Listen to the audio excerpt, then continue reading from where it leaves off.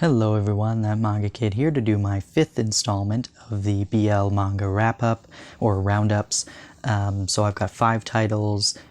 This will be a pretty quick one, because 4 out of 5 of these titles were under 40 pages, just single stories. So, first one was My Lover the Writer by Sabatama Yumi, and this one was about Tatsuro, who is 24 years old, but he looks quite young, and he's dating a slightly older man named Terada, who is a writer.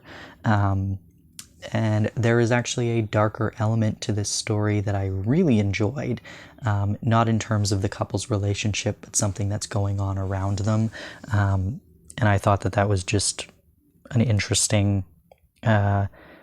part of the story that I wasn't expecting, but for the most part this is kind of a slice of life piece about these two. They don't live together, but it's just kind of like their daily interactions with each other as a writer who's trying to meet deadlines, and this slightly younger guy who is trying to be respectful of his partner's career, while also trying to be independent and not rely on him because he is younger. He doesn't want to seem like he's freeloading. But the art's pretty decent. I really enjoyed it. Like I said, there was a darker element to it that I didn't expect, which was refreshing. So I quite enjoyed that title. The second title was called Roommate, and this is by Miu Minami, another under 40 page-ish title about Amamiya, this gentleman here, who is in a park one day, and he meets this 18-year-old who just kind of collapses in front of him, so he kind of takes him home. He's quite quiet, and it's kind of a really sweet little relationship kind of that blooms out of this weird meeting that they have initially, and it is a bit of an age gap, obviously. I just thought the art was really pretty. I think that the character design were quite nice, and it was just a pleasant-ish sort of story about these two kind of opening up to each other. But I thought that this scene in particular, where they do meet in the park with the sakura petals and everything, was just really stunning, and something that really stood out to me in this particular title, even in how short it was. But yeah, it was really short and sweet and cute, and I quite enjoyed it for what it was. I don't want to give too much away because these titles are literally under 40 pages. The next one is called Sweeter Than Dessert, and it's by Kii Yugine. This one was really, really good. Another 40-ish page one that was about Okano. He's a young adult. I believe he's like college age. He works in a convenience store, which he actually lives above the store as well. And the reason he's continued to work there is because he waits as a couple times a week around midnight or so. This gentleman named Nakanishi comes in and buys sweets and usually like an energy drink of some kind, because he's getting off work really late and he wants a little bit of boost of sugar before he makes his way home. And so Okano kind of waits for him, and he doesn't really know why. He's like, I'm intrigued by this guy, but he's a really beautiful man, and but he's a man kind of thing. But it doesn't dwell too much on that. The fact that he's never been with a man before, he just kind of was like, this is a really gorgeous guy, and I know I look forward to seeing him. And I just think it was really kind of cute and sweet, and it was quite enjoyable. I mean, the art is decent enough. It's not anything to write home about in particular, but I just thought it was really, really cute because, sometimes this happens where there's just somebody who pops into your life on a semi-regular basis, and you just get really excited when you see them, and maybe it is a crush, maybe it's not a crush, but we kind of get to see these two in their little awkward encounters at this convenience store, and as time passes, you're like, I think they like each other, and they kind of start to realize that too, and it was just really fun to see that play out. I thought it was really sweet and adorable. and again adults, so that was nice. And then the next title is also a Yugine Yugine title, a bit of a different tone. Our main character here is named, oh, sorry, this is called Since the Day I Met You. And our main character is Shinobu. He is disenchanted with life. I think they're high school students. He's not impressed with anybody, anything, doesn't have any passions, nothing. And he kind of sleeps around with people and doesn't really care. But then he meets Yuto, who is on the soccer team, and he kind of calls out Shinobu and his buddies for kind of being assholes to him. So our main character, Shinobu, kind of takes an interest or is intrigued by Yuto and how he's so passionate about soccer in particular, but also just passionate about life. And so he starts kind of watching him and being intrigued by him, and it's kind of Yuto unknowingly kind of waking Shinobu up to the possibilities that exist in the world, right? Like, there's so many things you could be passionate about if you just open your eyes a little bit, right?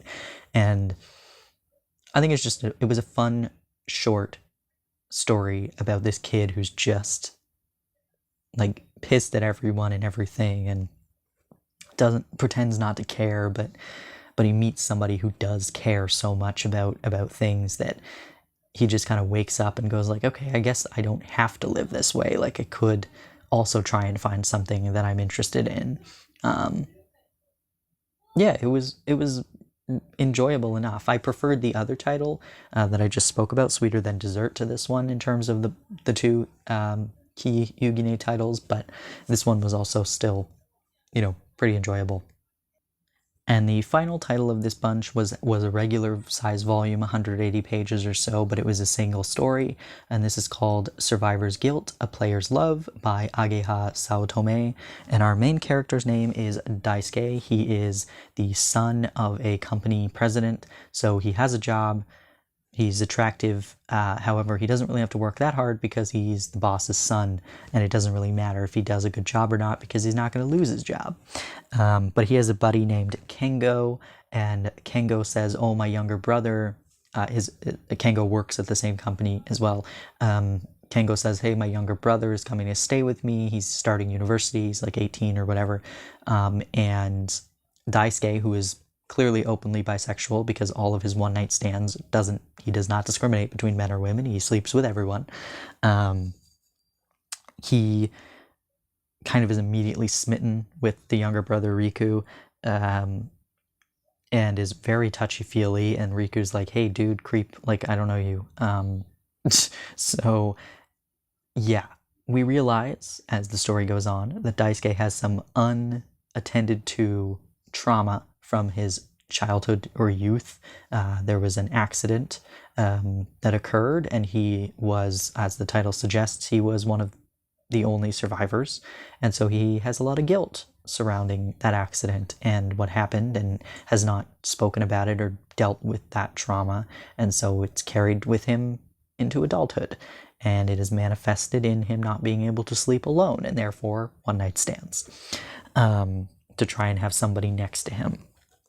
And so since he's so attractive, he kind of, is able to get anybody really to sleep with him, except this kid, Riku, who, seems maybe interested, but clearly is pushing him away.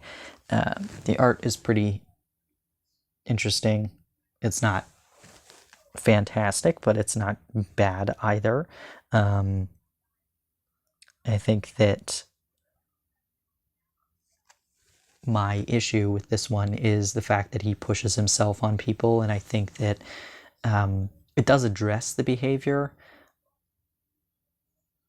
but it's still, you're like, dude, you need to calm yourself down because not everybody wants to sleep with you, and just going up to strangers and touching them is not appropriate.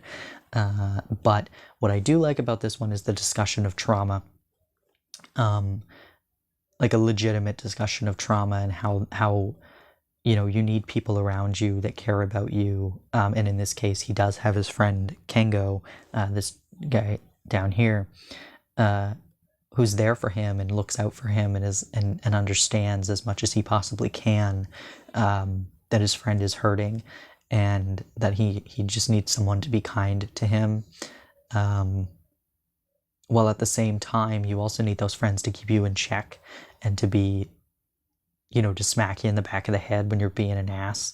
But I thought this was a really decently well done story that did actually have a plot and tried to kind of, work through this character's insecurities and issues and things he hasn't dealt with yet. And I thought that was a really well done kind of way of doing it. And then you also have the juxtaposition of this young guy who is clearly attracted to Daisuke, and Daisuke is clearly attracted to him. But the young guy just doesn't understand, and he's a bit effeminate and weaker. And he's got his own trauma as well. And it's just kind of one of those things of like, we need to mutually understand each other and understand ourselves better if this is going to work. And yeah, it was pretty enjoyable, honestly. Obviously, at a bit of a darker tone, but yeah, it was pretty good. So that was the 5 titles from this time, shorter than usual because the first 4 were under 40 pages. But yeah, I enjoyed I enjoyed all of these, and for the first time, none of these involved cousins. So I think that's a score. But yeah. Anyway, thanks for watching. See you next time.